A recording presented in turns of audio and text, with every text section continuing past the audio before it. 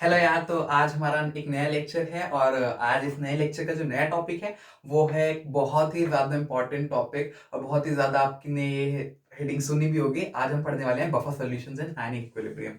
तो यार आज हम स्टार्ट करेंगे बफर्स। देखो, इससे अगर आपको डर लगता है तो प्लीज आज पहले ही आप मैं ये चाहूंगा कि आप इसको मेरे से सुनने से पहले आपने जितना भी इसके बारे में सुन रखा है उसको सबको हटा दो।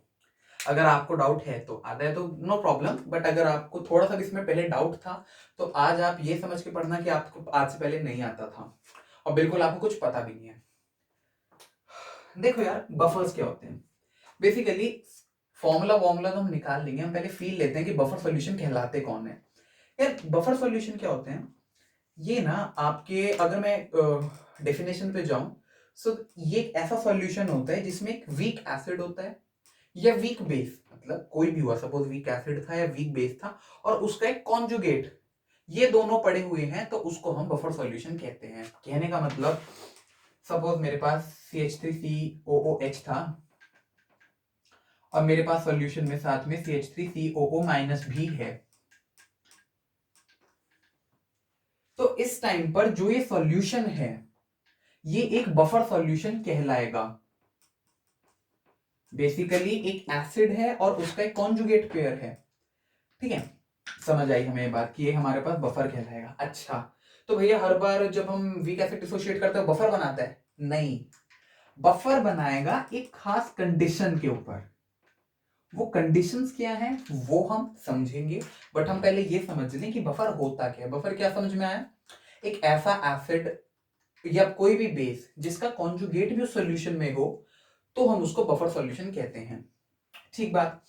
अच्छा, तो ये बफर कब नहीं होते और कब होते हैं? देखो, इसको मैं फॉर्मूला के दौरान मैं आपको बताऊंगा क्या चीज चल रही है, बट आपको भी मोटी मोटी अगर मैं बात बताऊं तो आप समझ लो कि जैसे अगर मेरे पास ये कॉन्जुगेट है और ये मेरे पास एसिड है, तो बेसिकली कब वो बफर होगा और कब वो बफर नहीं होगा वो इस बात पे डिपेंड करेगा कि इनका जो कॉन्सेंट्रेशन का जो रेशियो है वो इस रेंज के बीच में लाई कर रहा है या नहीं कर रहा। अगर कर रहा है तो yes it is a buffer, अगर नहीं कर रहा है तो no it is not a buffer. ठीक है, तो हमें बेसिक बेसिक सी बात समझ आई, कब होता है, कैसे होता है, क्यों होता है, क्या फॉर्मूला है, सब समझेंगे। फील हमने ले ली कि यार जो बफर होता है, बफर की खास बात यही है कि बफर कुछ तब बनता है जब उसका कॉन्जुगेट और एसिड दोनों दोनों सॉल्यूशन। ठीक है ठीक है ठीक है ठीक है ठीक है।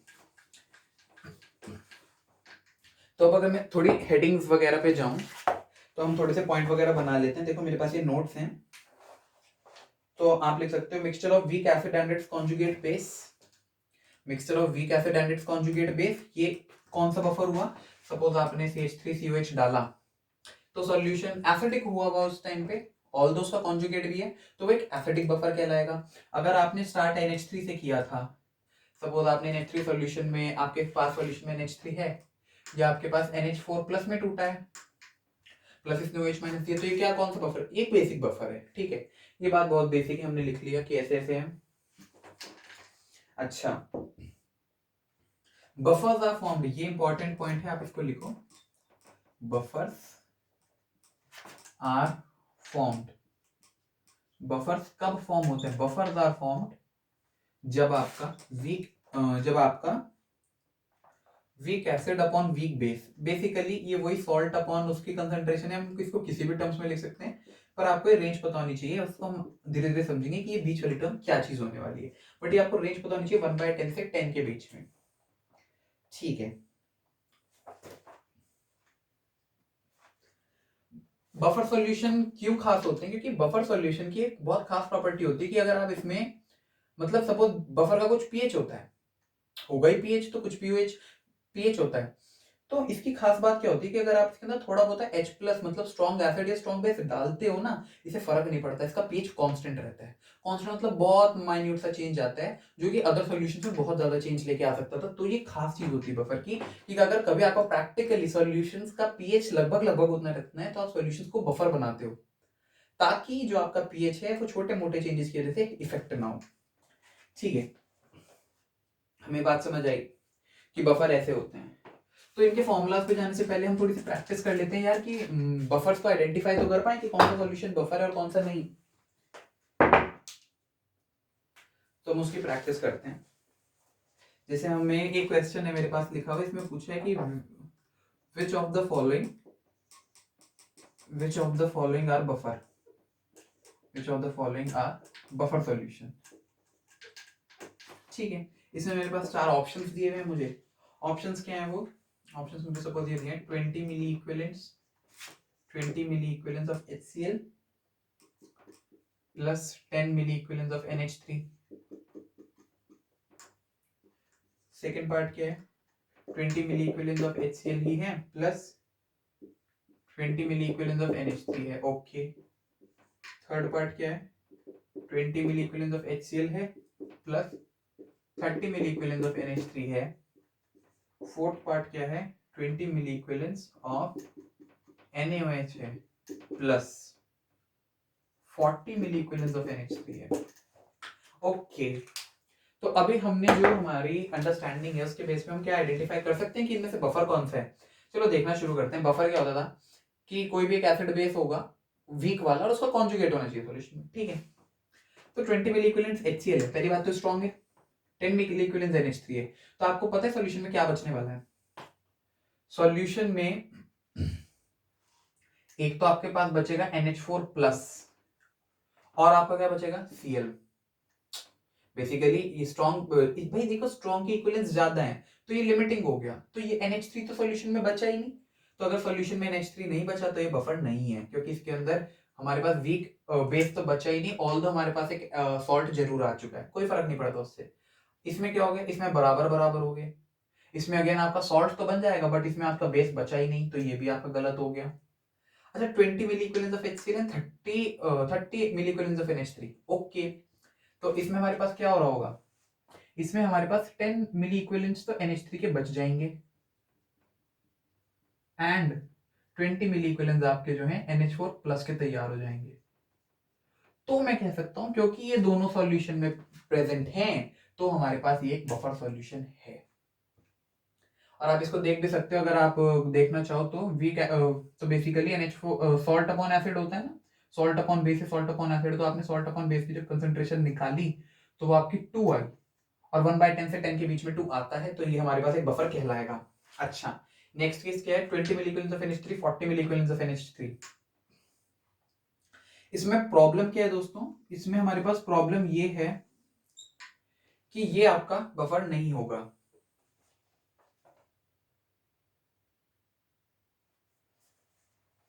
ये तो आपस में रिएक्ट ही नहीं करेंगे ना यार, तो ये बफर कैसे बनाएंगे, ये बफर नहीं बनाएंगे। और बेसिकली अब आप कहोगे कि नहीं यार सक्षम, इसके अंदर NH3 तो है ना, तो ये डिसोशिएट करेगा।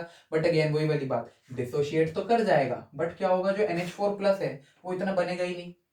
समझ रहे हो ना, इनका के इक्विलिब्रियम तो बहुत कम होता है, तो वो जो 1/10 से 10 वाली रेंज थी वो उसको वो उसके बीच में नहीं आ पाएगा, इसलिए ये भी हमारे पास एक बफर सॉल्यूशन नहीं होगा। तो बफर सॉल्यूशन हमारे पास सिर्फ कौन सा है, थर्ड वाला हमारे पास बफर आया।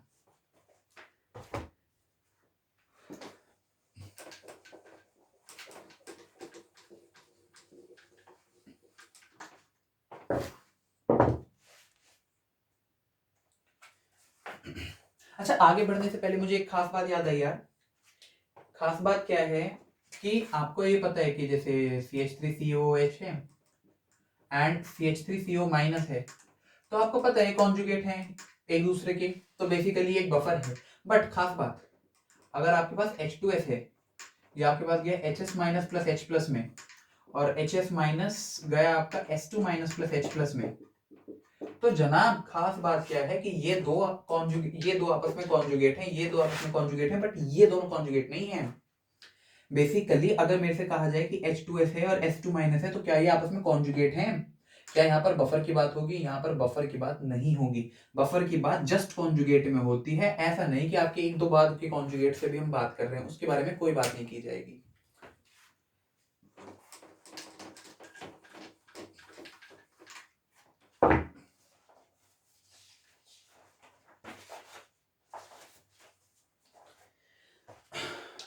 चलो अब जो हमारे पास सिंपल फॉर्मूलाज हैं हम उनका डेरिवेशन सीख लेते हैं कैसे हैं। अच्छा, एसिडिक बफर की बात कर लेते हैं, पहले बात करते हैं एसिडिक बफर क्या होते हैं। ठीक है, हमें एसिडिक बफर पढ़ना है। ओके, तो हमने स्टार्ट करा ये एच ए आपके पास एक एसिड था, ये आपके पास गया ए माइनस प्लस एच प्लस में, ठीक बात। ओके, तो ए माइनस प्लस एच प्लस में गया, तो सपोज आपका बेसिकली ए हो गया, ये बी हो गया और ये कुछ भी हो गया, तो आपके पास जो यहाँ पे के ए वन लिख दूं, के ए वन कितना हो गया, के ए वन हो गया आपका A minus into H plus upon H A, ठीक है ना यार। ओके, तो आपकी H प्लस की कंसंट्रेशन कितनी आ गई, H प्लस की आपकी जो कंसंट्रेशन आई वो आपकी आई के A one into H A upon A minus, pH को पीएच लोगे माइनस लॉग लोगे तो क्या आएगा, P K A plus log of salt by base, ठीक है। यहां से वो बात आ रही थी यार कि 1/10 से 10 के बीच में होना चाहिए। बेसिकली क्या मतलब, एक एप्रिशिएबल चेंज क्या होता है, बेसिकली बफर अपने में जो चेंज है वो 1 यूनिट तक नहीं लाने देता, तो 1/10 क्या हो जाएगा, -1 और 10 क्या हो जाएगा, +1। तो पी के ए, तो जो बफर की जो रेंज होती है यार वो कितनी होती है, पी के ए -1 से लेकर के पी के ए +1 तक, यहां तक ये बफर नाच जाता है, समझे आप। तो आपको एक बात और खास ध्यान याद रखना यार, हम केस ये तो बना रहे हैं बट आप ये याद रखना सिंपल डिसोसिएशन नहीं है, ये एक एसिड जब है तो ये बेस से रिएक्ट करके रिएक्शन को फॉरवर्ड लेके आए, क्योंकि तभी ये कंसिडरेबल बी आ सकता है, और तभी ये 1/10 से 10 के बीच की रेशियो आएगी। तो ये आपको सिंपल समझ आया, तो पीएच का ये फॉर्मूला होता है, pH equals P K A plus log of salt by base. Okay, अच्छा ठीक है, अब हम बढ़ते हैं बेसिक बफर के पास।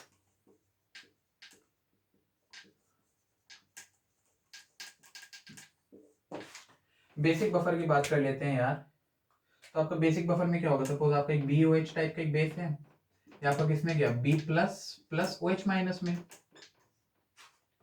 ठीक है, B plus plus OH minus में चला गया, तो इसका क्या लिखा जाएगा, KB, तो KB कितना हो जाएगा, B plus into OH minus upon upon BOH, ठीक है। तो OH माइनस की आपकी कंसेंट्रेशन कितनी हो गई यार, KB into BOH upon B plus, तो पी के भी कितना हो गया, नहीं बेसिकली तो क्या हो गया आपका, तो आपका पीओएच कितना हो गया, OH माइनस निकाले तो पीओएच निकाले, तो पीओएच कितना हो गया, p k b plus log of salt by base. ये दो आपके जो फॉर्मूलाज हैं ये बहुत ज्यादा इंपॉर्टेंट हैं, और हमेशा आपको एक बात पता है कि pH plus pOH equals to 14 होता है, all the temperature dependent, but majority cases में आपको 14 ही लेट करना है, आपको कोई प्रॉब्लम नहीं होगी, ठीक है। तो अगर आपको कभी ऐसा सॉल्यूशन दिया उसमें पीएच पूछ लिया है तो कंफ्यूज नहीं होना, बस उसको डायरेक्ट जो आपका पीओएच आया उसको 14 में सब्ट्रैक्ट कर दोगे तो आपके पास आंसर आ जाएगा आपका। अब यार नेक्स्ट पढ़ लेते हैं हम,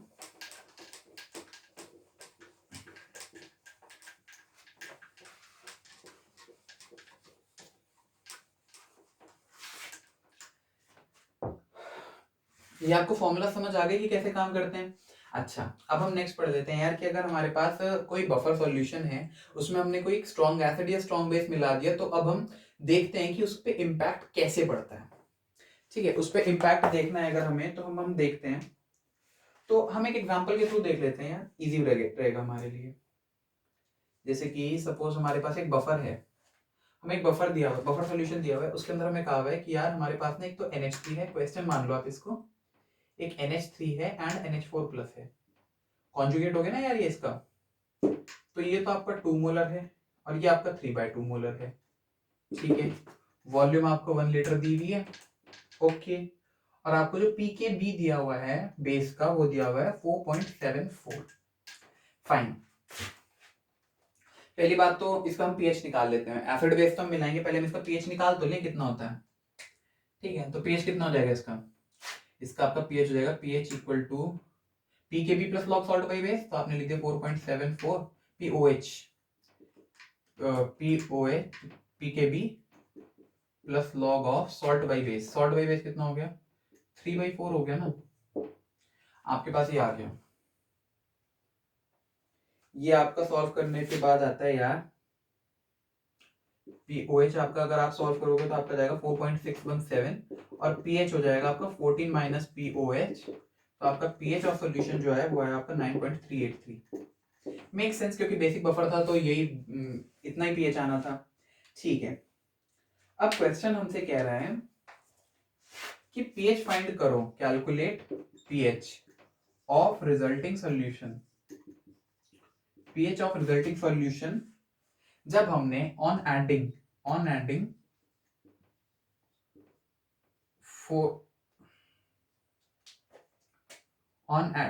4 grams ऑफ NaOH, अब इसी सॉल्यूशन में आपने NaOH ऐड कर दिया। ठीक है यार, सॉल्यूशन क्या था, पहले हम सॉल्यूशन को देखने एक बार। तो कुछ इस तरह का सॉल्यूशन हमारे पास सामने रखा हुआ था। कोई गलत बात तो नहीं है इसमें, आपके पास सामने सॉल्यूशन रखा था। ठीक है, तो इसके अंदर हमारे पास ये 2 मोलर था और ये 3/2 मोलर था और ये सपोज कुछ भी था।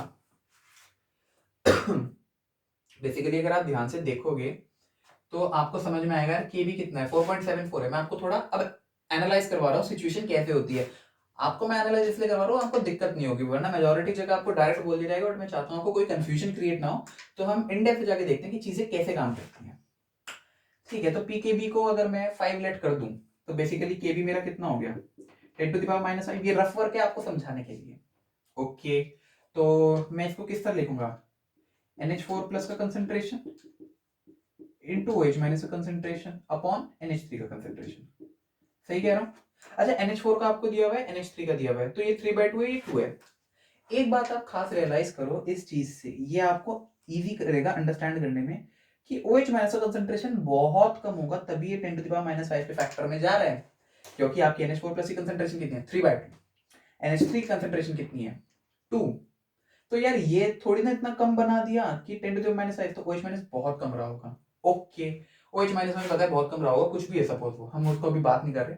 हमें पता है 4 ग्राम से NaOH डाल दिया। NaOH क्या है, स्ट्रॉन्ग बेस, 4 ग्राम मतलब 0.1 मोल, 0.1 मोल NaOH माइनस चला गया सॉल्यूशन में। तो क्या मैं इसको डायरेक्ट यही लिख दूं, क्योंकि 0.1 के आगे तो बहुत ही कम है, तो मैंने 0.1 लिख दिया। ओके, अब इधर देखो, अब आपकी आएगी इक्विलिब्रियम की नॉलेज काम, केमिकल इक्विलिब्रियम की। आपने देखा कि जो आपकी रिएक्शन में जो राइट हैंड साइड है, देखो कितनी 10⁻⁻45 की फैक्टर थी ये, अब यहाँ पर 10⁻⁻1 का फैक्टर आ गया, तो रिएक्शन बहुत ज्यादा बैकवर्ड जाएगी, जाना ही पड़ेगा। अगर ये रिएक्शन बैकवर्ड नहीं जाएगी यार, तो आपका इक्विलिब्रियम नहीं बैठ पाएगा, क्योंकि ये तो आपको बहुत नेगेटिव में होना पड़ेगा। कुछ भी हो जाए आपको इस OH माइनस वाली टर्म को नेगेटिव में आना पड़ेगा। अब आपने यहाँ डाल दिया 0.1 मोल, तो रिएक्शन बैक मारेगी। तो रिएक्शन बैक कितना मारेगी, रिएक्शन ऑलमोस्ट इसको अगर उतना ही लाना है तो रिएक्शन 0.1 मोल ही बैक मार जाएगी। तो यहाँ पर मैं लगभग 0 लिख दूं, ये 0 छोड़ो, कुछ 0 छोड़ो ना, मैं इसको कुछ भी लेट कर देता हूँ x। यहाँ पर ये मुझे पता है x बहुत ही ज्यादा कम है, तो बेसिकली 0.1 पूरा खत्म हो गया, तो 1.5 माइनस 0.1 हो गया और ये 2 प्लस 0.1 हो गया। Make sense? अब ये कितना हो गया 2.1, ये कितना हो गया मेरे पास 1.4, ये कितना हो गया मेरे पास x जो कि बहुत ही कम है, बहुत ही कम हो जाएगा तो वापस सिचुएशन सारी बैठ जाएंगी ना सही। यार यहाँ पे 0.1 ऐड हुआ, यहाँ पे 0.1 सबट्रैक्ट हो गया, तो उससे कोई इतना इंपैक्ट नहीं पड़ा, बट आपने ये बहुत कम कर दिया। ठीक है, अब अगर आप अपना निकालने जाओगे POH तो कितना आ जाएगा, अगेन ये तो एक बफर अब भी है, तब आप फिर से फॉर्मूला लगाओ, pH equal to PKB plus log of salt by base. अब सॉल्ट कितना है 1.4, बेस कितना है 2.1। क्या ये बात हमें समझ में आई है? अब आपका जो POH हो जाएगा वो आपका इतना हो जाएगा, एंड आप फिर भी देखो, अभी भी आपने ऑल दो 0.1 मोल OH माइनस डाल दिया था, POH जो है उस पर कोई अप्रिशिएबल चेंज नहीं आया, क्योंकि ये तो -1 to 1 में डिवॉल्व कर रहा है और अभी भी बहुत ही कम, बहुत ही ज्यादा कम चेंज आया। This is the beauty of buffer solutions. आपकी बॉडी में भी बहुत सारी जगह बफर्स होते हैं, या बायोलॉजी में देखना, बट बफर सॉल्यूशन बहुत ही कमाल की चीज होती है केमिस्ट्री की दुनिया में। ये सब इंटरलिंक्ड होता है, केमिस्ट्री बायो एनी हाउ। हमने समझा कि यार OH माइनस आपने डाला तो आपके पास जो pH कैलकुलेशन है वो कैसे कैसे चली है, ये वाली चीज आपको बहुत कम लोग बताएंगे, बट आपको ये बात पता होनी चाहिए ताकि आपको कंफ्यूजन ना हो। माइंड में कहीं पे आप छोटा मोटा इसका नोट बना के रख लेना कि कभी रिवाइज करने बैठो और आपका दिमाग ज्यादा चल रहा हो तो आपके पास डाउट नहीं होना चाहिए कि क्या चीज है, कैसे हो रही है। ये पूरा का पूरा हम -0.1 क्यों कर देते हैं, मेरे को डाउट था बट मैंने खुद समझा, बट आपको आई गेस कि अगर मैंने समझा दिया तो आपको नई प्रॉब्लम आएगी। ठीक है, ओके। तो अभी हम थोड़ा सा और चेंज करें। अभी तो हमने क्या डाला था, बेस डाला था, बेसिक बफर था, हमने बेस डाल दिया, कोई प्रॉब्लम नहीं हुई, ठीक है। अब हमने क्या किया दोस्तों, अब हमने डाला 0.2 मोल्स ऑफ HCl, ठीक है। अच्छा, अभी तक आपका जो बफर था वो कैसा बफर था, अभी तक आपका जो बफर था वो एक बेसिक बफर था, ओके। तो अगर मेरे पास ये पहले बेसिक बफर था, तो अब मैंने 0.2 मोल HCl डाल दिया, तो बेसिकली OH माइनस तो बहुत ही ज्यादा कम था, तो उसकी तो कोई औकात ही नहीं रह गई सॉल्यूशन में। अब जब मैंने 0.2 मोलर HCl डाला तो सॉल्यूशन कैसा बन गया, कॉमन सेंस कह रही है कि एकदम से 0.2 मोलर के सामने वो H माइनस कुछ भी नहीं टिकेगा, और HCl का H प्लस का कंसंट्रेशन बहुत ज्यादा बढ़ जाएगा सॉल्यूशन में। तो हम कह सकते हैं कि अब ये एक एसिडिक बफर हो गया और इसमें हमें कोई प्रॉब्लम भी नहीं है। इसी इक्वेशन को आप ऐसे भी तो लिख सकते हो, ये जो आपकी लिखी हुई है NH4 plus plus aqueous NH3 plus H plus, और ये वाला जो H प्लस है इसको आप लिख दो 0.2, बेसिकली वहां तो कुछ गया ही नहीं। NH3 कितना था आपका 2, NH4 कितना था आपका 3/2, तो ये आपका यहाँ पर अब हम आपकी जो इस वाली रिएक्शन का जो K था वो कितना था, इस वाली रिएक्शन का आपका कितना आएगा, आपका आएगा KW/KB, स्टिल वो अगेन बहुत कम होगा, तो आपका लगभग ये 0 हो जाएगा, ये आपका 1.8 हो जाएगा, और ये आपका 1.5 प्लस 0.2 हो जाएगा, that will be equal to 1.7। तो आपका यहाँ से अब खास बात, अब ये जो बफर है पीएच, ये एसिडिक बफर है, तो आप फॉर्मूला कौन सा लगाओगे, पीएच का, pH equal to PKA, basically के क्या है, KW/KB, P of KW/KB plus log of salt by base. Again अब आपका सॉल्ट कौन रह गया, राइट हैंड साइड वाला, राइट हैंड साइड में कौन है NH3 का कंसंट्रेशन अपॉन आपका बेस का concentration, that is equal to NH4 plus का। तो ये कितना बन गया यार आपका, कुछ भी बन गया, मैं तो लॉग लॉग वाली चीज लिख देता हूँ, लॉग के अंदर क्या आ गया आपका 1.8 अपॉन 1.7।